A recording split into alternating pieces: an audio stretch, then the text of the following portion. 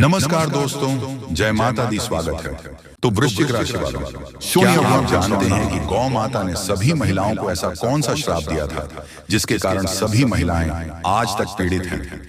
गौ माता का एक ऐसा श्राप जिसे टाला नहीं जा सका। दोस्तों क्या था वह श्राप? जानने के लिए पूरा वीडियो देखें। तो दोस्तों चाहिए जानते हैं गाय माता ने सभी स्त्रियों को क्या श्राप दिया था। दोस्तों एक समय की बात है जब भगवान श्री कृष्ण अपने सिंहासन पर बैठे हुए थे, तब देवर्षि नारद मुनि उनके पास आते हैं और कहते हैं, हे प्रभु, आज मैं मृत्यु लोक में भ्रमण कर रहा था। तभी एक महिला ने पूछा कि पहले जब महिलाओं के बच्चे होते थे तो वे पैदा होते ही चलना शुरू कर देती थी, लेकिन अब नहीं। ऐसा क्यों? हे प्रभु, मुझे इस प्रश्न का उत्तर मालूम नहीं था, इसलिए मैं आपके पास आया हूं। कृपया मुझे इस प्रश्न का उत्तर बताएं। श्री कृष्ण कहते हैं, हे देवर्षि, आपका यह प्रश्न सभी महिलाओं के लिए बहुत महत्वपूर्ण है।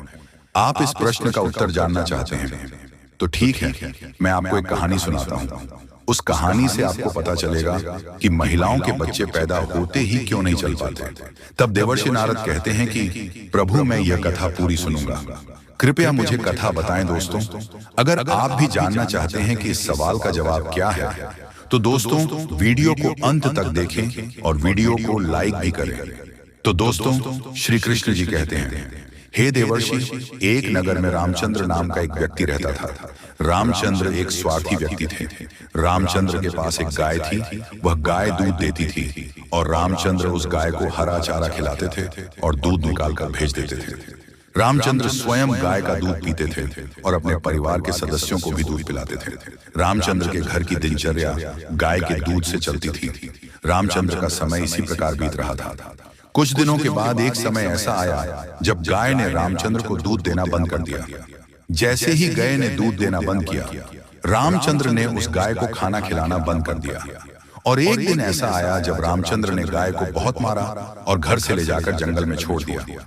अब बेचारी गाय अकेली रह गई, जंगल में इधर उधर भटकती हुई। और एक दिन वह जंगल में बने एक मंदिर के पास आती है और भगवान से विनती करते हुए कहती है, हे भगवान, मैं आपसे यह विनती करती हूँ कि हमें गाय की योनि में डालकर कितना गलत काम किया है।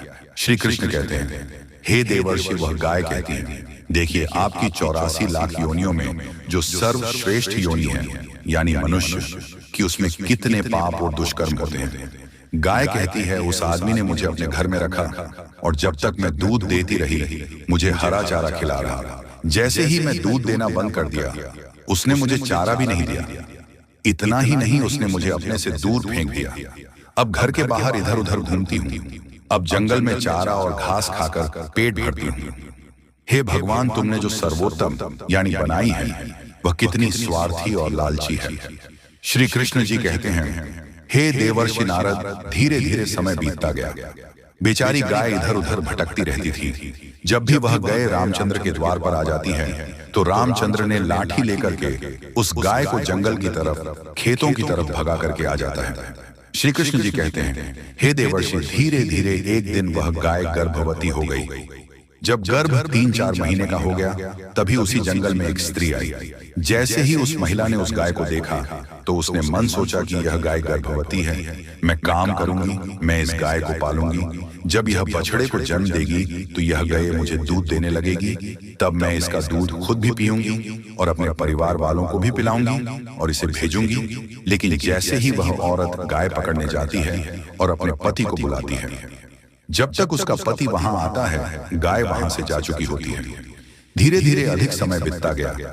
श्री कृष्ण कहते हैं, हे देवर्षि, जब उस गाय के प्रसव का समय आया तब वह गाय एक सुनसान जंगल में सुरक्षित स्थान पर गई और एक बछड़े को जन्म दिया। श्री कृष्ण कहते हैं कि हे देवर्षि, प्रसव के कुछ समय पश्चात वही स्त्री घास काटने उसी जंगल में गई थी और जैसे ही उसने दूर से देखा तो एक गाय ने अपने बच्चों को जन्म दिया था। तभी वह औरत उसके पास गई और जब उसने उसे गाय को ध्यान से देखा तो बोली, अरे ये तो वही गाय है, इस गाय ने पहले ही बछड़ा दिया है, यह अच्छा है। वो औरत सोचती है कि अब मैं इस गाय को जरूर पकड़कर अपने घर ले जाऊंगी। जैसे ही वह महिला अपने पति को बुलाने के लिए उस गाय के पास से जाने लगती है तो गाय उस औरत से कहती है, बहन, आज तुम हम पर एक उपकार करोगी, क्या यह मेरा बच्चा पीछे पड़ा है? तुम इसे उठाओ और मेरी गर्दन के ऊपर डाल दो।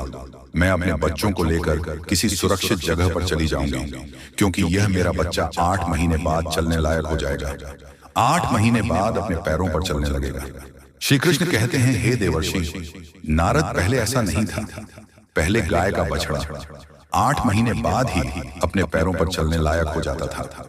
श्री कृष्ण कहते हैं, हे देवर्षि, लेकिन जैसे ही उस औरत ने गाय की बात सुनी तो वह बहुत जोर जोर से हंसने लगी और बोली, तुम्हारा बच्चा तो इतना गंदा है, इतनी गंदगी में पड़ा हुआ है, मैं तुम्हारे बच्चे को उठाकर तुम्हारे कंधे पर क्यों रखूं? मैं तुम पर यह उपकार क्यों करूं? जैसे ही उसे स्त्री ने गाय को देखा, उन्होंने उसका बहुत मजाक उड़ाया। उस समय गाय बेचारी लाचार थी, वह अपने बच्चों को उठा नहीं सकती थी। श्री कृष्ण जी कहते हैं, हे देवर्षि, उसी क्षण दुखी होकर गाय ने श्राप दे दिया। श्राप देते हुए उसने कहा, जाओ, आज तुम्हारा बच्चा जन्म लेते ही चलने लगा है, लेकिन आज मैं श्राप देता हूं कि तुम्हारा बालक जन्म के 10 महीने बाद ही अपने पैरों पर चल सकेगा, और मेरा यह बच्चा भले आज चलने में सक्षम नहीं है। जी हाँ, और जन्म लेने के बाद बहुत जल्द अपने पैरों पर चलने योग्य हो जाएगा।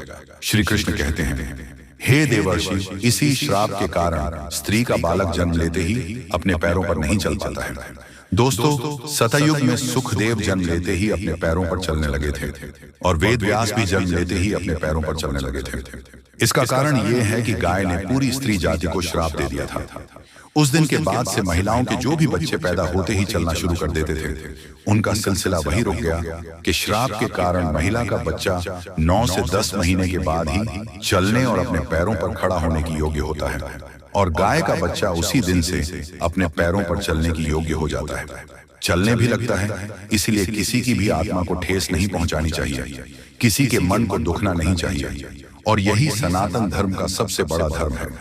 गोस्वामी तुलसीदास ने लिखा है, परहित सरिस धर्म नहीं, भाई पर पीड़ा सम नहीं, अधाम यानी दूसरों के भले से बड़ा कोई धर्म नहीं है। इसीलिए हमें असहाय पशु पक्षियों की सहायता करनी चाहिए।